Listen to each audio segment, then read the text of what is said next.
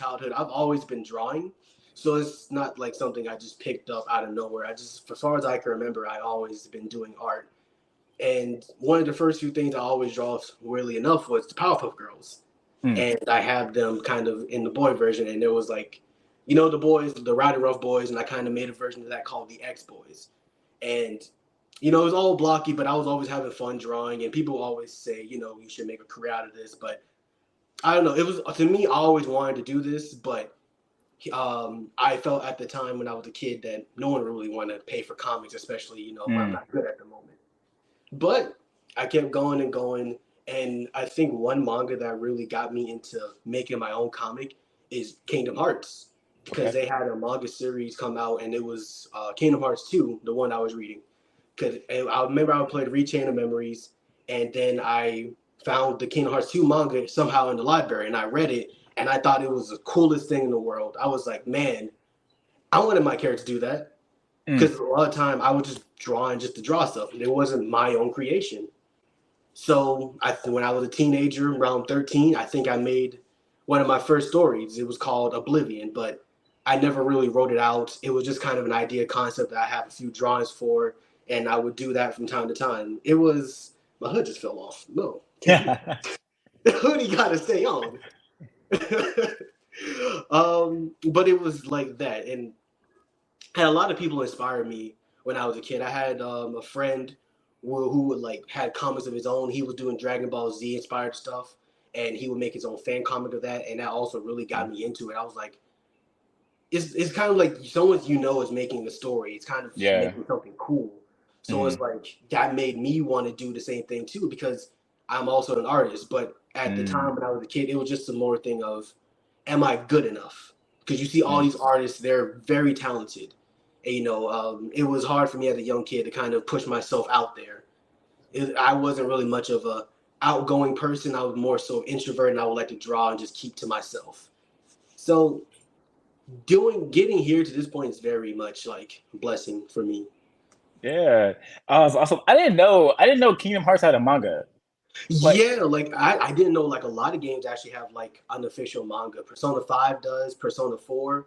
I think that's like for some of those nameless protagonists, that's where they get their canon name from. I think no, not their canon, but one of their names. got you. So like yeah, like some games actually have manga for them, and it's really cool.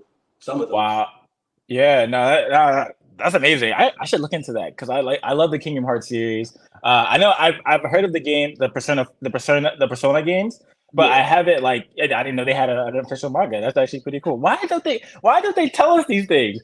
I don't It probably, know. I don't think it's official. I didn't really look too deeply into it, but I know that it was a manga and they had it in the store, and I was like, I need that Yeah, got you. definitely. Yeah.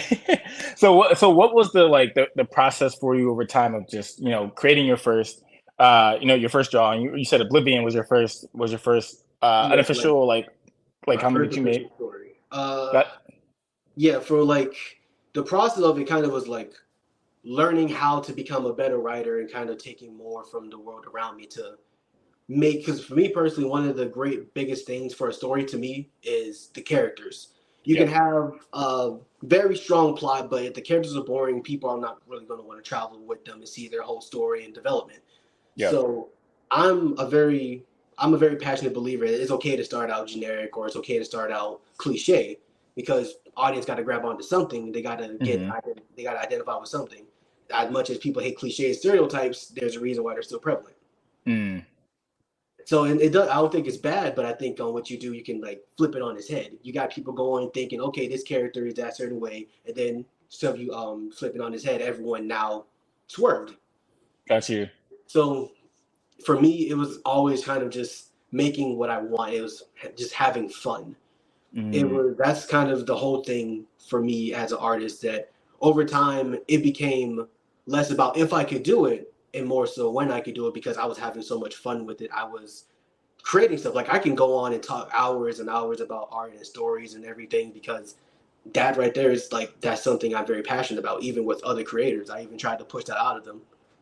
Yeah, got you. That's amazing. So, you said Kingdom Hearts was sort of the inspiration a little bit, right? Was there any other inspiration that you saw as far like anime, manga, that was sort of like, yeah, bet I could do this. Like, There was none of them I saw. I said, yeah, I could do that. I was like, I'm gonna try. There's gonna Got be you. an attempt.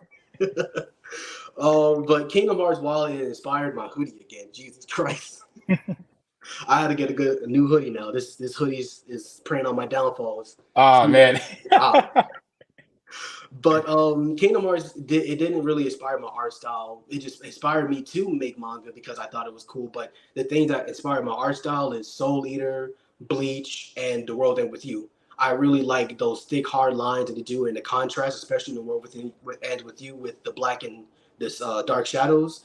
And Yeah. as well as with Soul Eater, it felt, even though it like was a bit cartoony at times, it had its own individual style. Like each of the Mm. characters were unique, the story felt unique, the setting felt unique. It felt like it was very fun to watch, and it was very fun to kind of have my art style be influenced by that. Yeah. And then you got Bleach, and Tite Kubo is one of the most amazing manga artists out there. Like the way he draws characters is really second to none, especially like designs. Like if you look at almost all those character designs he does for Bleach, it look like they can be their own character in their own series.